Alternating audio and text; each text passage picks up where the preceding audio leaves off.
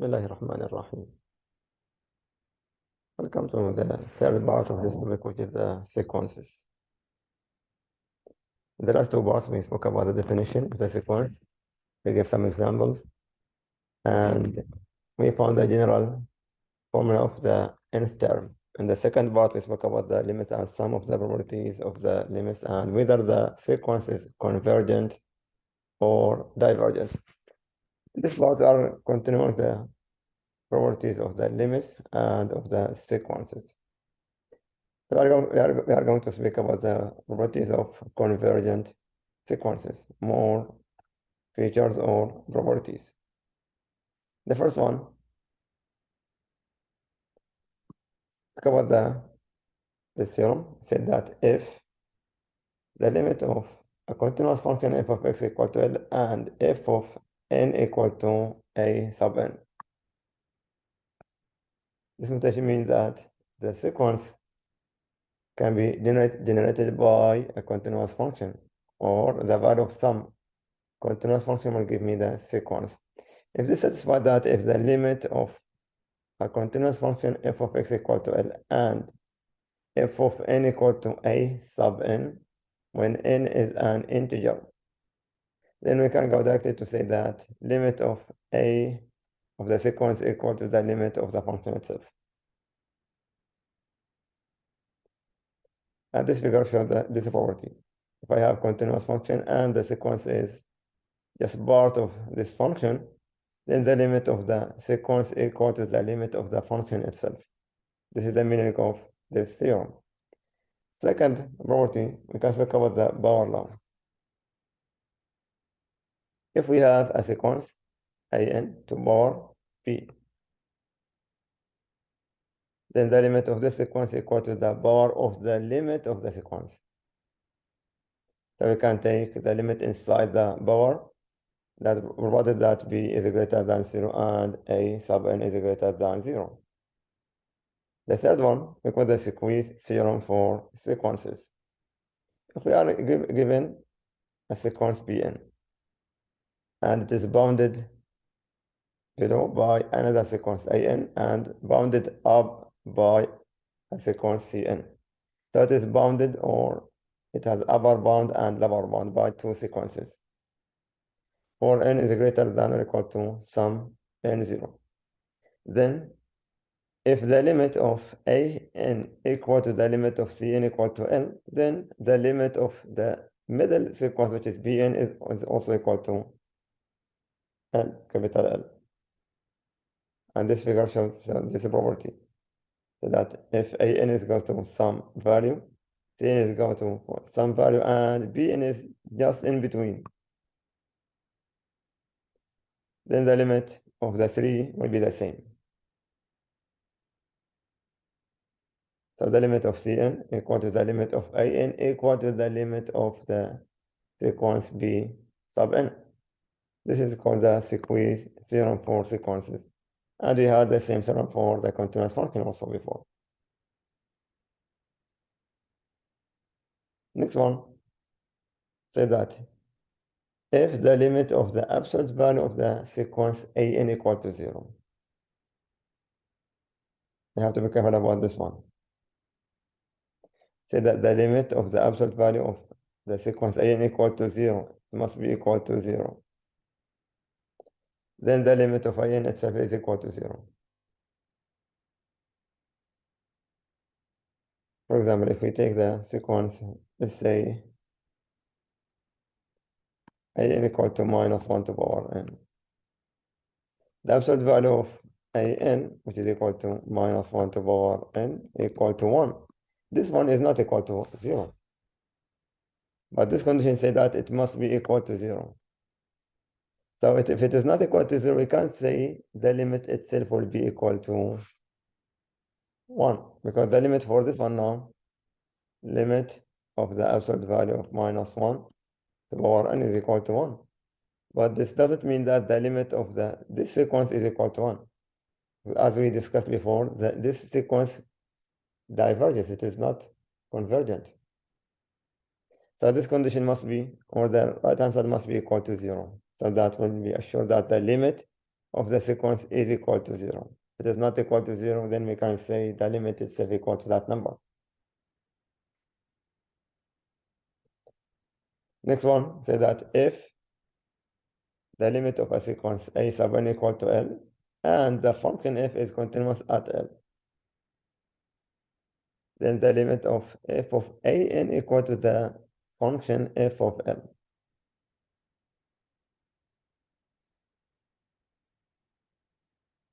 So this is like we are speaking about the composite functions. If the limit of the sequence equal to n, then the limit of f of the sequence equal to the function, the value of the function at the given limit as L. Last one is that the sequence R to power n is convergent if minus 1 less than R less than or equal to 1. And divergent for all other values of R. And the limit of R to power n is equal to 0 if R is between minus 1 and 1, and it is equal to 1 if R equal to 1. So these are some general properties for the limit of sequences. Let's apply some of these properties for some of the examples. Let's determine whether the sequence convergence or divergence. If it is convergence, find the limit. So I need to check, I need to find the limit for the given sequence. I can apply some of these theorems already stated. The first one, we have a sub n equal to cosine n by divided by n plus 1. And we need to check whether the sequence is convergent or divergent, depending on the limit, whether the limit exists or does not exist. So I need to find the limit for this one. Let's find the limit of cosine n by divided by n plus 1 as n goes to infinity. For this one, I have cosine function. We can think about the function cosine x.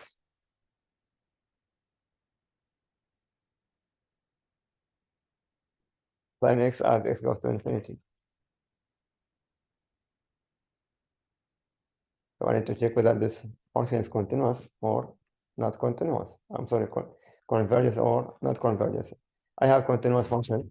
We can go back to see whether we have which one of the things that we can apply. We can think about this one or other zero. But this time say that if the limit of f of x equal to L and f of n equal to a sub n. Or I can think about another theorem, which this one. If the limit of n equal to L and the function f is continuous at L, then the limit of f of n equal to f of n. I need to check which one of these. Okay, it is the first one. What is cosine of x and cosine of n?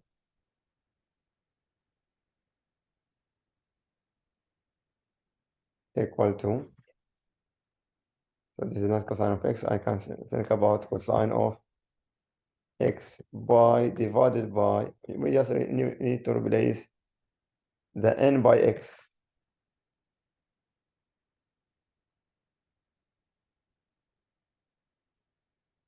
This cosine n by divided by, not n, sorry, x by divided by x plus 1.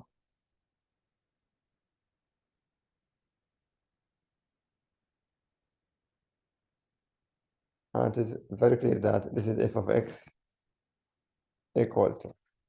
So f of n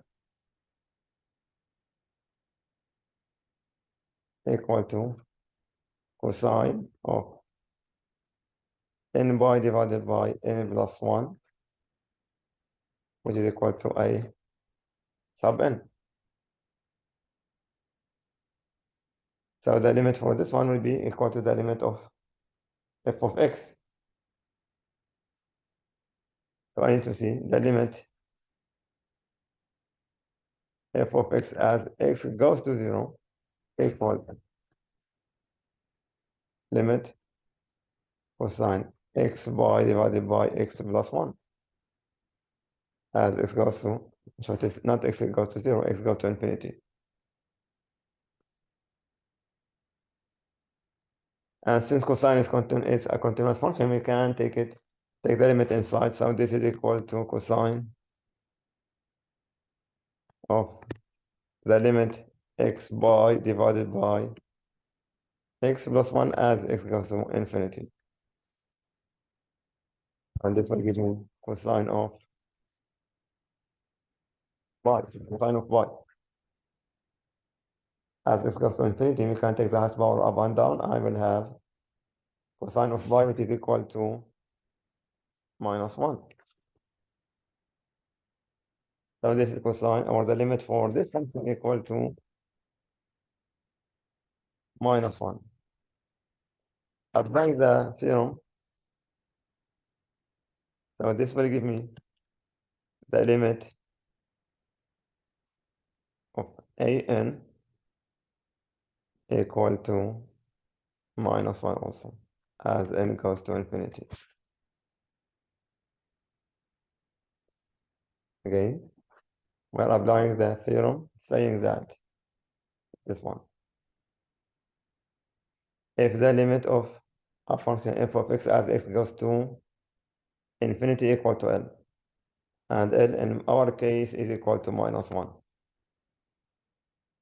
And f of n equal to a sub n, that will generate the sequence. If we replace x by n, where n is integer number, I will get the sequence a sub n.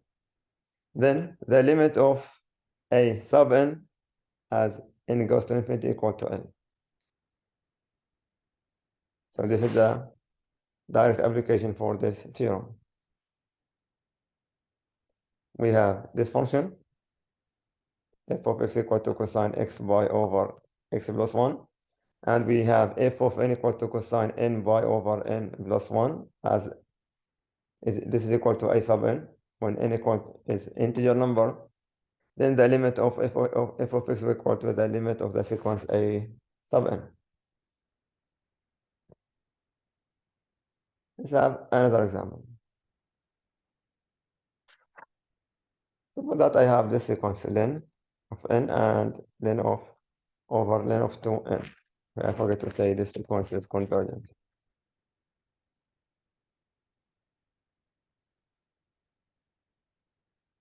Now, this example, I have len of n divided by len of 2n.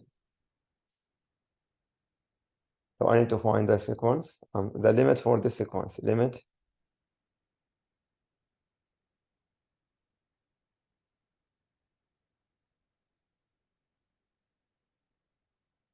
as n goes to infinity.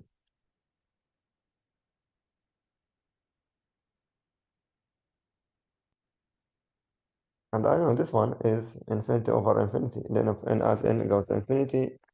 This is infinity over infinity. This is not a continuous function. It's a sequence. So we cannot apply the L'Hopital rule directly.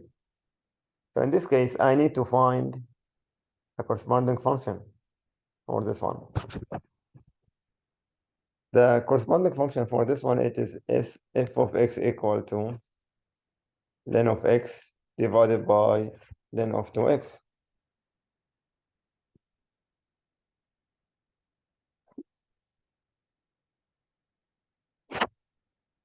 And it is very clear that f of n will equal to len n over len 2n, which is equal to a n. So I need to find the limit for this function. Let's find the limit for this function, which is limit of len of x divided by as x goes to infinity. This is infinity over infinity, so we are applying the L'Hopital rule, which is equal to the limit if, or the derivative of the numerator divided by the derivative of the denominator. I will have 1 over x, and the second one I will have 2x and 2. I'm like the chain rule. It is 1 over x divided by 2 over 2 of x. I can simplify this one, 2 with 2, and x goes to infinity.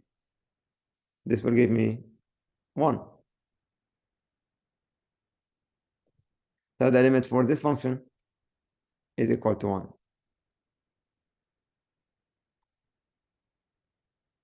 Which means the limit of ln n divided by ln of 2n as n goes to infinity is equal to 1. So the sequence is converges or convergent.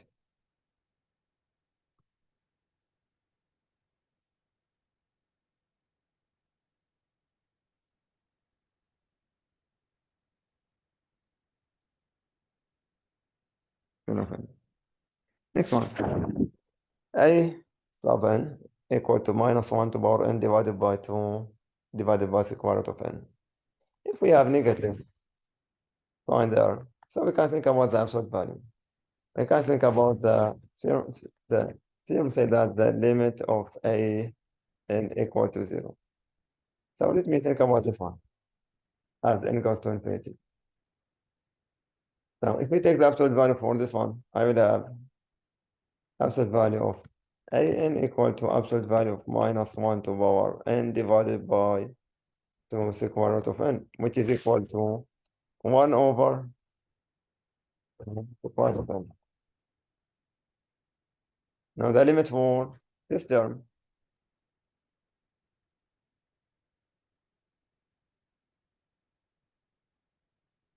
one over 2 square root of n as n goes to infinity is equal to 0. So since the limit of the absolute value is equal to 0, this will give me the limit of minus 1 to power n divided by 2 multiplied by square root of n as n goes to infinity is also equal to 0. So let's go back to see that theorem again. This one. So that if the limit of the absolute value is equal to 0, then the limit of the sequence is equal to 0. So in our example, the limit is equal to 0 and the sequence convergent.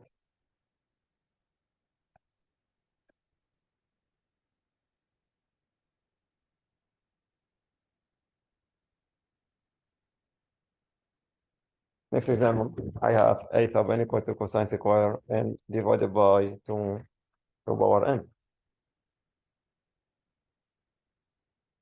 Since I have cosine or one of the trigonometric function, we can speak about or we can think about the squeeze theorem. We know that cosine square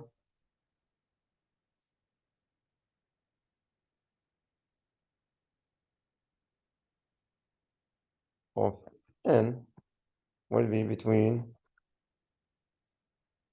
0 and 1. So we can squeeze this one between 0 and 1. Now, if we divide this by 2 to power n, what is given there now? So I will divide, it will be 2 over n, 2 to power n, not over, and 2 to power n. Which means my sequence is will be squeezed between 0 less than cosine n divided by 2 to power n less than or equal to 1 over 2n. So this is the squeeze theorem.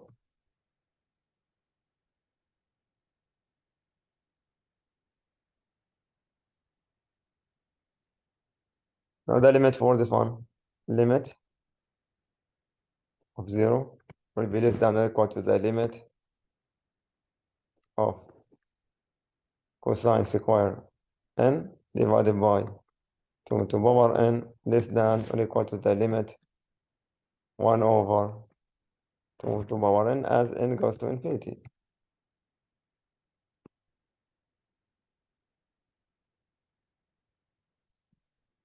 Now the left-hand side is 0.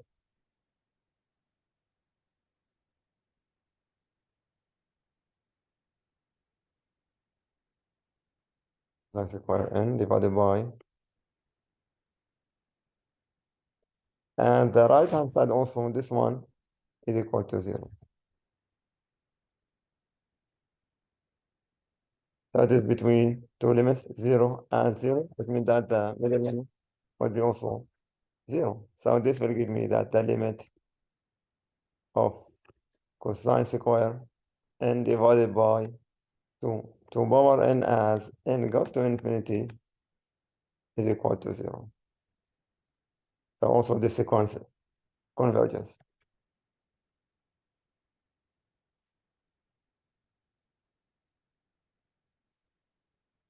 So this is the idea of finding the limit of a sequence. We can apply, okay, we can use the continuous function in which that we can find the limit. Then we decide whether the sequence is convergent or divergent, or we can apply the L'Hopital rule in some cases, or we can use the sequence theorem or the absolute value theorem.